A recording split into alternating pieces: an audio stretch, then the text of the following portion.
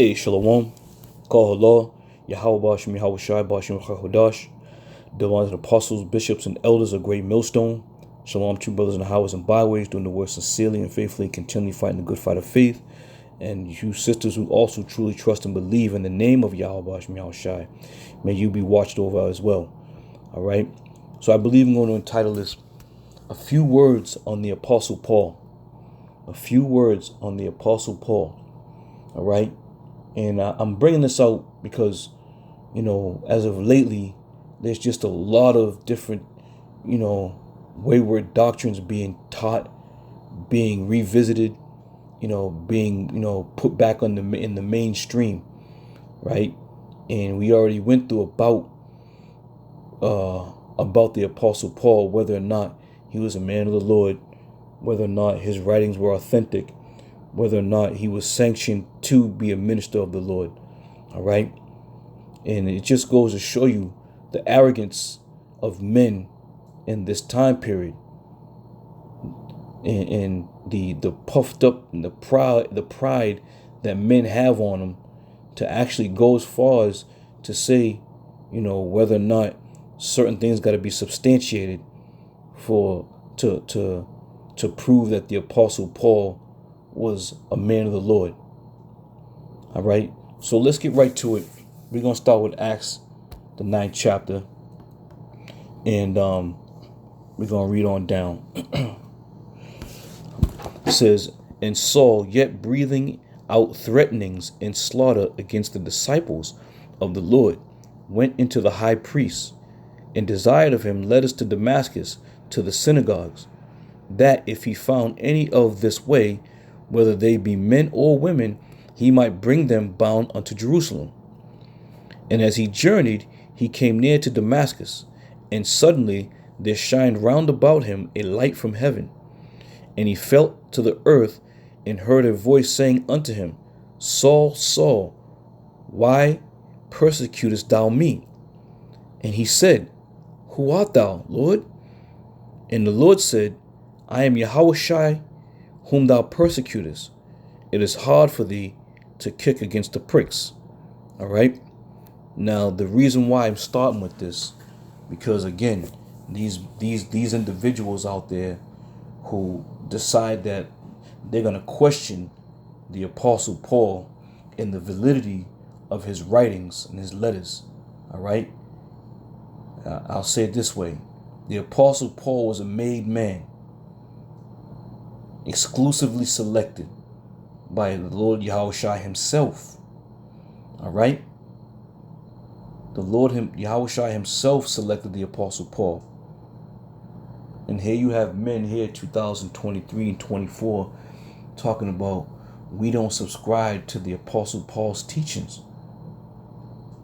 A man that has been selected by whom you men profess that you're in the spirit of. All right. So I wanted to open up with that just to get that groundwork to understand that the Apostle Paul was selected and chosen by Yahweh Shai himself, man. No other but the King of the Kings. All right. So from there, let's go to Timothy, right? This is 2 Timothy chapter 4. And I'm going to start at the top, because for individuals to question the validity of the Apostle Paul, or whether or not he was a man of the Lord and his writings were, or his writings needed to be substantiated. When he wrote this letter to Timothy, right? It was like an instruction manual that he gave Timothy, how to carry himself, how to be a man of the Lord. In the very same letter that we read, we have taken on these things that the Apostle Paul wrote, and we have used them in the time that we've been a part of this thing continually. So let's start at 1. It says, I charge thee before the Most High and the Lord Yahweh Shai Mashiach, who shall judge the quick and the dead at his appearing in his kingdom. All right. 2, preach the word, be instant, in season and out of season. Pause right there. All right.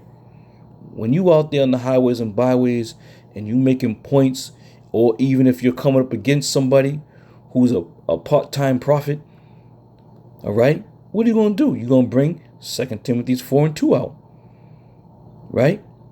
But then men have the audacity to go and say that we don't subscribe to the Apostle Paul.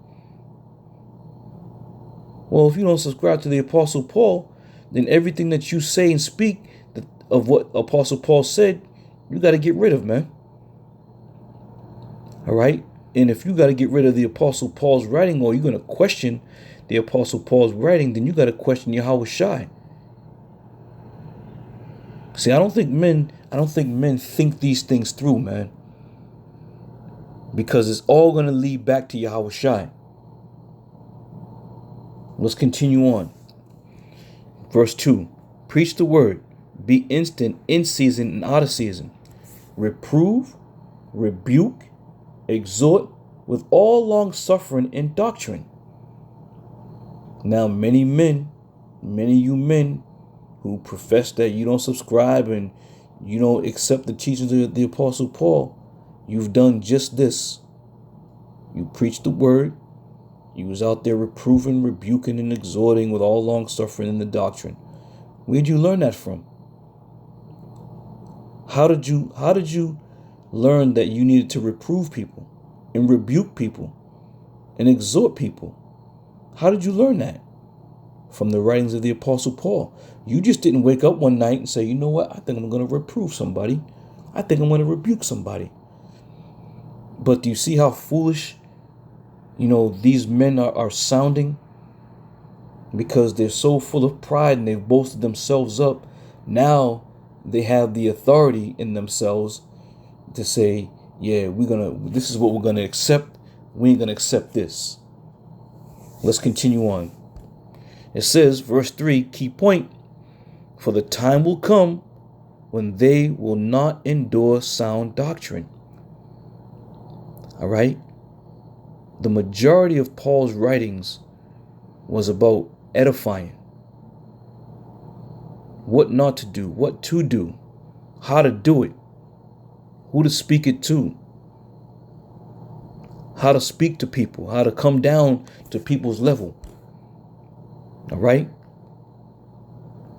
For the time will come when they will not endure sound doctrine, but after their own lust shall they heap to themselves teachers having itching ears. After their own lusts. When sometimes when men get a following and those followers start to give you all kinds of, congratulations and accolades, it'll shoot right to a man's head. And before you know it, they have not endured sound doctrine. Verse 4, it says, and they shall turn away their ears from the truth, and shall be turned into fables. But watch thou in all things. All right. So after the Apostle Paul has given us some examples of what these men are going to do, he comes back to teaching us, but watch thou in all things. Be circumspect. Okay. Stay focused. Endure afflictions. Do the work of an evangelist. Make full proof of thy ministry. For I am now ready to be offered, and the time of my departure is at hand. All right. So now the Apostle Paul, after everything that he has done, so let's pause there, right? We're going to come back to this. Let's pause there. Now read verse 6 again. It says, for I am now ready to be offered, and the time of my departure is at hand. So let's go and look at what the Apostle Paul has done. All right. This is 2 Corinthians. Excuse me. This is 2 Corinthians chapter 11. And I'm going to start at 17. I'm going to just start at 17 right to the points here. It says, that which I speak it not after the Lord, but as it were foolishly, in this confidence of boasting. All right. So the Apostle Paul, whenever he made certain statements, he would clearly tell you I speak this, not the Lord. All right? But now he's getting a little sarcastic here. So let's read on. 18, it says, seeing that many glory after the flesh, I will glory also. For ye suffer fools gladly, seeing yourselves are wise. For ye suffer if a man bring you into bondage, if a man devour you, if a man take of you, if a man exalt himself, if a man smite you on the face. I speak as concerning reproach, as though we had been weak. Howbeit, whereinsoever any is bold, I speak foolishly, I am bold also. Are they Hebrews? So am I. Are they Israelites? So am I. Are they the seed of Abraham? So am I. Are they ministers of Yahushai? I speak as a fool, I am more. Now here's the points now. And labors more abundant, and stripes above measure, and prison more frequent, and deaths oft. Of the Jews 5 times received I 40 stripes, save one. Thrice was I beaten with rods, once was I stoned. Thrice I suffered shipwreck, a night and a day I have been in the deep, in journeyings often, in perils of water, in perils of robbers, in perils of my own countrymen, in perils by the heathen, in perils in the city, in perils in the wilderness, in perils in the sea, in perils among false brethren. 27. In weariness and in painfulness, in watching often, and in hunger and in thirst, in fasting often, in cold and in nakedness. Besides those things that are without, that which cometh upon me daily, the care of all the churches. Who is weak? Am I not weak? Who is offended? Am I burnt not? If I must needs glory, I will glory of the things which concern my infirmities. The Lord the Father of our Lord Yahushua Mashiach, which is blessed forevermore, knoweth that I lie not. All right? So these are all the things that have come upon the Apostle Paul. And you got wretched niggas in this time period talking about we don't know if we should believe in the Apostle Paul's writings. We don't subscribe to the Apostle Paul. He wasn't a man of the Lord. We can't substantiate his writings. The hell you men talking about, man? And this is why I'm bringing this out. Because as of late, there's been all types of wayward doctrine just continually on the rise. And this was addressed once before, but I'm gonna bring this out in the event that some of you younger brothers may come across some videos, you may come across some speakings about the Apostle Paul and whether or not his writings were legit. How much has brothers learned from reading what the Apostle Paul has written and used them as tools and put these things in our treasures and have been out there in the highways and byways and pulled these treasures out like a sharp sword to decapitate people, so to say. But again, it says, as it is written, the time is going to come where they will not endure sound doctrine. And this is that time.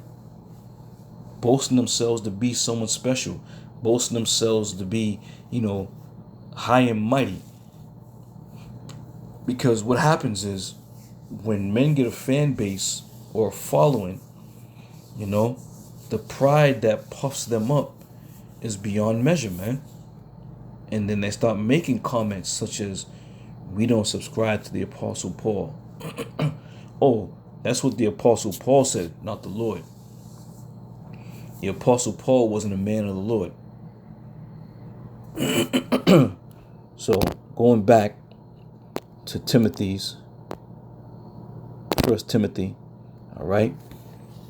All these things that we have learned and we have been reading of the Apostle Paul are faithful and true. All right. Paul said on verse 7, I have fought a good fight. And what we just read in Corinthians, you damn right he fought a good fight, man. You goddamn right he fought a good fight. Let's continue on. I'll start back at 6. It says, for I am now ready to be offered. What does that mean? All right, his time has come where he's about to give up the spirit. And it says, in the time of my departure is at hand. I have fought a good fight. I have finished my course. I have kept the faith. Henceforth, there is laid up for me a crown of righteousness. Now, let me ask you people, where do you think Paul's getting that crown of righteousness from? Who's going to give him that crown? Who's going to give him that crown? All right. So while you people are talking about, we don't know about the Apostle Paul, essentially what you're doing is denying the Lord Yahushua and saying that the Lord Yahushua's judgment was off in picking the Apostle Paul. All right. Verse 8 again. Henceforth there is laid up for me a crown of righteousness, which the Lord, the righteous judge, shall give me at that day, and not to me only, but unto all them also that love his appearing. All right. So the Apostle Paul just made a statement. He said he not only is he going to get the crown, all right, but all they that also love his appearing. Now, you men out there who are teaching these things concerning the Apostle Paul, that he's not legit, his writings can't be substantiated, he's not a man of the Lord. Aren't you expecting to receive a crown from Yahushua for the works that you're doing? And let's look at it like this. Let's talk about the works. All right. We out here in this time period, we have not even come anywhere close to the perils that the men went through in the ancient times. And we just read what Paul went through: shipwreck, stone, and perils of this and perils of that. His own countrymen. All right. See, again, men do not think these things through. They're brash with their mouth. They fly off with, they shoot from the hip, and they just make all kinds of comments, man. And all kinds of unsupported statements, if you will. The Apostle Paul said there's a crown laid up for him. Why is that crown laid up for him? Why? Why is it laid up for him? The same reason why, when you go to the book of 2nd Ezra, it talks about the Lord, congratulating all those men who have stood so stiffly. So by reading the letters of Paul and then reading the epistles and everything, did not the Apostle Paul also stand stiffly?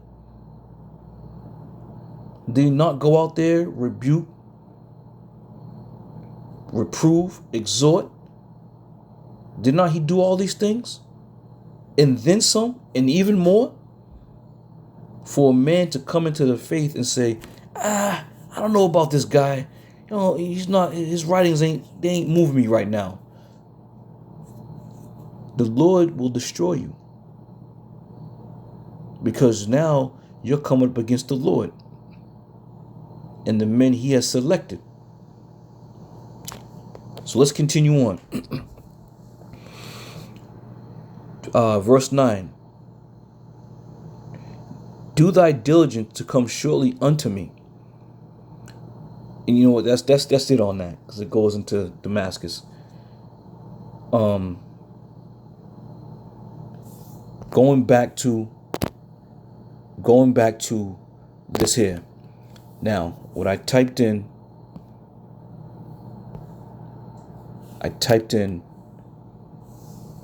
the Voyages of the Apostle Paul, which were four major ones, right? It says Paul embarked on 4 main missionary journeys, traveling about 9,150 miles in 14 years. His willingness to travel great distances to preach of the Yahushai helped establish Christianity throughout the Mediterranean. And we understand and know that he was waking up the Israelite foreigners who was out there in different regions of the lands that he traveled through, right? But 14 years he was out there traveling. And again, horseback, boat, mule, on foot. These were the main ways of travel back then. And as you look at the map, some of these maps, let me see if I can get a clear one. As you look at some of these maps, you can see exactly where he went throughout the 14 years of his travel. All right? And this is why when he spoke about in 2 Corinthians all the things that he had to endure, he did that for our sakes, man. But again, you people have come to the conclusion that the Apostle Paul, wasn't spiritual enough to sit there and to question his writings and his works. All right, so you brothers out there, you younger brothers, you're gonna hear a lot, man. You're hearing a lot. There's a lot of just wayward doctrines popping up. All right, and you can't be surprised. You can't be surprised at it. But know this of a certainty: these things that are coming out, the Lord is setting the stage for all this, man. All right, and the true believers of Yahweh Bashem Yahushai are gonna believe in the writings of the Apostle Paul, in the things he taught, in the things he spoke, in the way he carried himself. All right, and all the tribulation he went through. Let's not forget about that viper that latched onto his hand when he was talking to them barbarians. And what did they say? Surely thou art a dead man. All right. But when they realized that no pain or no harm came unto him, why? Because he was sanctioned and was under the spirit of Yahweh Bashem Yahushai. That's why. The Lord didn't let that man die like that. So who are you people to question the man's writings, man? Who are you? All you people out there. There was a Hamite that had made a video, and I bring it up all the time. There was a Hamite who made a whole documentary on the Apostle Paul, talking about he wasn't a serious guy. The Apostle Paul, he's not a serious guy. Well, clearly you didn't read about the Apostle Paul and how serious he was, and how even after all the shit that came to him, the calamities and the danger that came to him, he kept pressing on. Because he said what? His care was for the churches, man.